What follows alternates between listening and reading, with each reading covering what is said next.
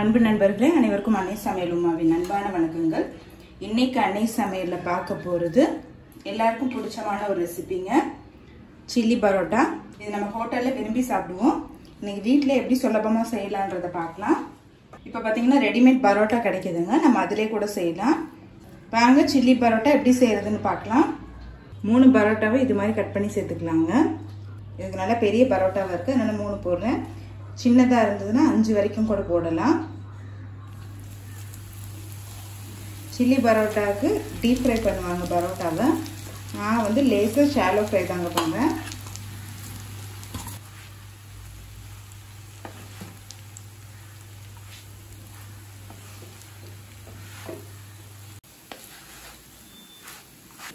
பரோட்டா நல்ல கலர் மாறணுங்க, அது வரைக்கும் நல்லா வதக்கிக்கோங்க.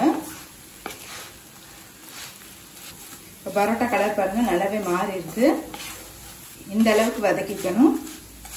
இப்போ இதை எடுத்து தனியாக வச்சிடலாம். கடாயில் தேவையான அளவு எண்ணெய், பொடியான நறுக்குன இஞ்சி, பொடியான நறுக்குன பூண்டு,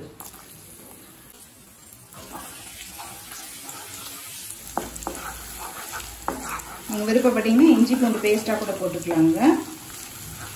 பொடியான நறுக்குன 2 பச்சை மிளகாய்,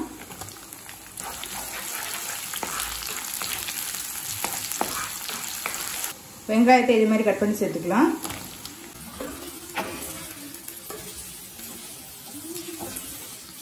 ஒரு தக்காளி மிக்சியில் அரைச்சி சேர்த்துக்கலாம்.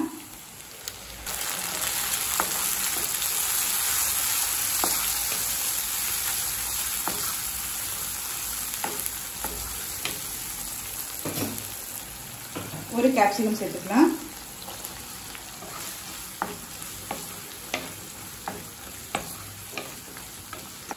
கொஞ்சம் உப்பு,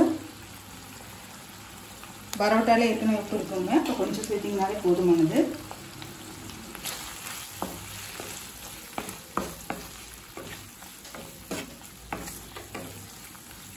ஒரு டீஸ்பூன் மிளகாய்த்தூள், 1 teaspoon garam masala,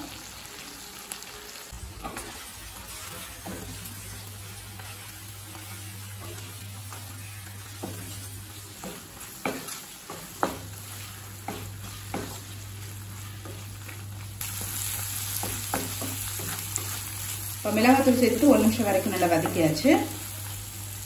1 teaspoon soya sauce சேர்த்துக்கலாம்.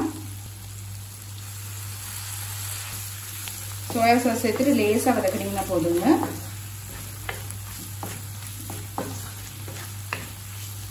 இப்போ கொஞ்சமாக தண்ணி சேர்த்துக்கலாங்க. 1 டேபிள் ஸ்பூன் அளவு சேர்த்திங்கன்னா போதும்.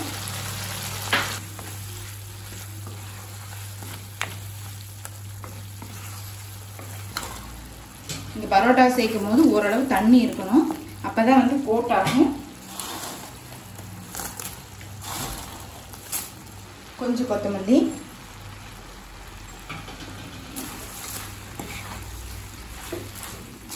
நல்ல பரோட்டா மேல கோட் ஆகிற மாதிரி வதக்கிக்கலாங்க.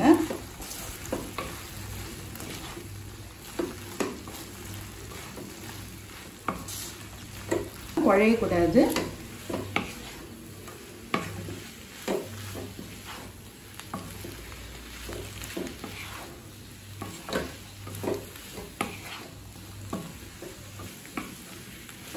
பாருங்க நல்லாவே மிக்ஸ் பண்ணியாச்சு. ஸ்டவ் ஆஃப் பண்ணிடுங்க. கொஞ்சம் எலுமிச்சை சாறு சேர்த்துக்கலாங்க.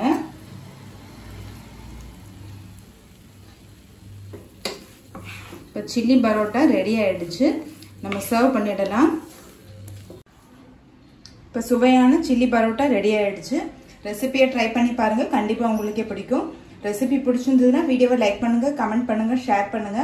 இதுவரைக்கும் அன்னை சமையல் சேனலை சப்ஸ்கிரைப் பண்ணாதவங்க சப்ஸ்கிரைப் பண்ணுங்க. தேங்க்யூ.